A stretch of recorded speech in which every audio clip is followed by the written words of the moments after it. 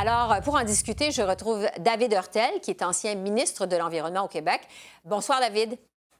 Bonjour Esther. Donc, cette élection, ce devait être ni plus ni moins qu'un référendum sur le climat. On est maintenant à mi-chemin de cette campagne électorale. Est-ce que, en effet, on est en pleine élection référendaire sur le climat au pays?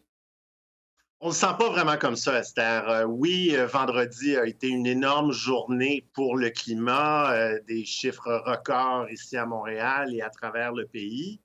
Cependant, on est aujourd'hui lundi et déjà, on semble avoir passé à autre chose pour tous les partis. On parle d'impôts, on parle de classe moyenne, on revient aux enjeux qui semblent être les vrais enjeux prioritaires des Canadiennes et des Canadiens. Parce que quand on vérifie auprès des citoyennes et des citoyens, oui, l'environnement, les changements climatiques sont un sujet très important, mais en même temps, ce n'est pas nécessairement le sujet qui les influence lorsque vient le temps de voter. Oui, parce que si on suit justement un sondage léger qui a été publié dans le Devoir la semaine dernière, un sondage qui nous apprenait que finalement, la priorité des Canadiens dans cette élection, c'est l'économie, les taxes, ce qui a un impact sur le portefeuille, et l'environnement, finalement, arrivait en troisième priorité pour les électeurs. Quand même, est-ce qu'on a plus parlé d'environnement dans cette campagne jusqu'à maintenant que dans les campagnes précédentes, selon vous? Ben, c'est sûr que la semaine dernière, parce que ça coïncidait avec un événement très important dans le calendrier climatique, je me permettrai l'expression, dans le monde, qui est le New York Climate Week, qui coïncide avec l'ouverture de l'Assemblée générale des Nations unies. Alors, on parle beaucoup de changement climatique.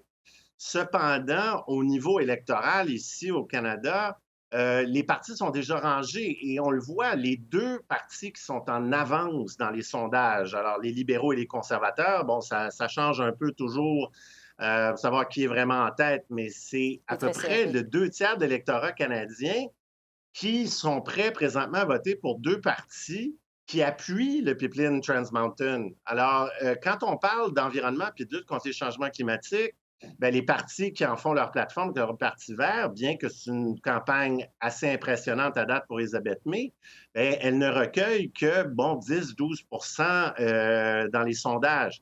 On regarde la dernière élection provinciale au Québec, le 1er octobre dernier, les deux premiers partis, la CAQ et le Parti libéral du Québec, ont obtenu en total 62,5 des voix et l'environnement n'a pas du tout été un sujet durant la campagne. Puis là, on parle simplement de l'automne dernier, alors il y a à peu près presque un an. Mhm. Alors, l'environnement est important pour les gens, mais quand vient le temps de voter, c'est beaucoup plus l'économie, beaucoup plus les impôts, parce que c'est pas évident de faire les grands changements qui doivent être faits. Et les gens pensent d'abord avant tout à leur emploi, leurs inquiétudes financières et quel parti répond le plus à ces enjeux-là. Et évidemment, il y a les enjeux sociaux, comme la santé et l'éducation qui dominent toujours. Comme disent en fait les Américains, It's the economy stupid. Donc finalement, c'est l'économie qui prime d'élection en élection, ce qui fait, comme on le disait il y a un instant, la différence dans le portefeuille des électeurs. Reste que quand même, tous les partis politiques ont présenté jusqu'à maintenant des mesures environnementales dans cette élection. On a vu des objectifs ambitieux de réduction de gaz à effet de serre, d'émissions de gaz à effet de serre, des crédits d'impôt pour les rénovations vertes. Est-ce que dans ce que vous avez entendu jusqu'à maintenant, David, il y a des mesures originales, il y a des choses étonnantes, particulièrement intéressantes, présentées par les partis politiques en matière environnementale? Je dirais pas vraiment, Esther, parce que, bon, quand on se donne des cibles ambitieuses, ben bon, on parle pour les libéraux d'être carboneutre pour Oui. 2050. C'est très bien. Est-ce que c'est Sauf que, réaliste? ben, c'est réaliste. Je trouve qu'on est plus dans, ben, parce que tout le monde le fait, on est mieux de le faire. C'est une cible que beaucoup de pays se donnent. Oui, il faut se donner des objectifs, il faut qu'ils soient ambitieux, mais on ne sait pas trop comment on va s'y rendre. Et le comment, c'est ça qui est difficile. Vous voyez, le gouvernement Trudeau a mis en place une taxe carbone, sauf que la taxe carbone, la grande majorité, voire la quasi-totalité des revenus de la taxe carbone est redistribuée aux Canadiennes et aux Canadiens. Donc, ce qui arrive avec ça, c'est que cet argent-là, normalement, devrait être investi massivement dans des technologies pour réduire les émissions.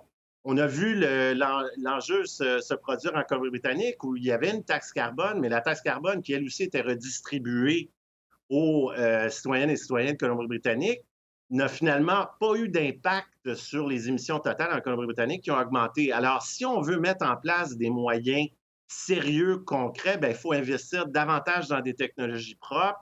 Il faut regarder dans les secteurs précis, les transports notamment, des secteurs comme l'agriculture, voir comment concrètement on peut trouver des moyens innovants. Et ça, c'est investir dans la recherche, investir dans les entreprises de technologies propres, créer des partenariats. Ça, c'est un peu vague encore. Du côté des conservateurs, ben, c'est le fameux corridor d'énergie. Mhm. Mais à part, après avoir dit ça, ben, le corridor, on ne sait pas trop comment il va être bâti, comment il va être, de quoi il va être peuplé. Mais c'est clair que Andrew Scheer, pour lui, ce n'est pas une priorité. Vous rappellerez que vendredi, Esther, il était le seul chef qui n'a pas marché. Également, lui, il parlait d'autres enjeux. Pour sa base, pour la base du Parti conservateur du Canada, les changements climatiques, oui, sont un enjeu, mais ce n'est pas l'enjeu pressant pour sa base qu'il a besoin de faire sortir, particulièrement au Québec, en Ontario et en Colombie-Britannique, s'il veut former le prochain gouvernement. Oui, c'est le pari qu'il fait, lui, finalement, de ne pas prioriser l'environnement dans cette campagne. Mais sa priorité, c'est véritablement de s'assurer que le vote conservateur, qui se situe autour de 34, 35, 36 à travers le pays, sorte le 21 octobre. Et il doit dépendre également du fait qu'à gauche ou du côté progressiste, bien, la stratégie de Justin Trudeau, qui lui essaie de rallier les forces environnementales autour du Parti libéral du Canada, comme il a réussi à le faire lors de l'élection de 2015, se reproduisent à nouveau. Et là, il a plus de difficultés, Justin Trudeau. On voit, il a un candidat vedette au Québec, Stephen Guilbeault, qui était opposé, mais outrageusement opposé au projet Énergie-Est lorsqu'il était directeur général d'Équiterre, un groupe environnemental très important ici au Québec, et qui maintenant est un candidat vedette du Parti libéral et qui, bon, évidemment, comme on le sait, le Parti libéral appuie le projet Trans Mountain. Alors, il y a un peu de critique là-dessus. Le Parti vert est quand même en momentum après un début de campagne un peu difficile, un peu hésitant d'Elisabeth May. Oui. Il y a quand même un momentum, on le sent au Québec. Elle a très bien fait, à Tout le monde en parle hier. Mhm. Tout comme Andrew Scheer, d'ailleurs, qui a quand même bien fait. Là, les attentes Mais étaient basses, mais bien David, fait. justement, sur le Parti vert, on s'attendait, les observateurs disaient en prévision de la campagne électorale que le Parti vert allait causer la surprise dans cette élection-là. Madame May, quand même, bon, bien fait, tout le monde en parle hier et tout, mais quand même, quand on regarde les sondages, l'aiguille n'a pas beaucoup bougé pour le Parti vert. On peut se demander, est-ce que le Parti vert a manqué son momentum de début de campagne électorale? Ça a bien l'air de ça, Esther, parce qu'on se souvient, bon, toute la situation avec le député Nantel ici au Québec, le cafouillage au Nouveau-Brunswick avec des transfuges du Mhm. nouveau Parti démocratique. Bien, il y a eu énormément de difficultés qui a affecté la crédibilité de Mme May et du Parti vert d'être une alternative crédible. Ce qu'on voit, c'est qu'elle maintient les votes qu'elle semble avoir pris au NPD, mais ça ne permet pas nécessairement à Mme May, à cause de la distribution des votes à travers les 338 sièges en jeu pour l'élection, de faire nécessairement des gains. Au Québec, ce qui pourrait aider les libéraux véritablement, même s'ils ne réussissent pas à rallier le vote changement climatique là, qui semble se disputer entre les Verts et peut-être un peu moins le NPD, ben, c'est le Bloc québécois. Le Bloc québécois pourrait enlever des votes parce que la campagne de François Blanchette est très bonne. Quand on voit où était le Bloc il y a 2 ans ou il y a même un an, il semble y avoir un certain momentum, on le voit dans les Et sondages, il parle et il d'environnement. pourrait y avoir des voix, il pourrait y avoir des voix qui iraient aux conservateurs normalement, qui iront au Bloc, et ça pourrait permettre à des candidats et candidates libérales de se faufiler. Oui. Yves-François Blanchette, qui, depuis le début de la campagne, a quand même beaucoup, lui, parlé dès le départ d'environnement. En terminant, Oui. David, est-ce que vous pensez que c'était utopique au départ de penser que cette élection-ci serait un référendum sur le climat? Oui, c'était utopique parce qu'on l'a vu, on avait des signes avant-coureurs de cette question-là. Parce que vous vous souviendrez, cet été, à l'origine, Justin Trudeau avait placé la fameuse question de l'urne, la ballot question, Oui. comme étant la question sur le climat. Et ça ne collait tout simplement pas.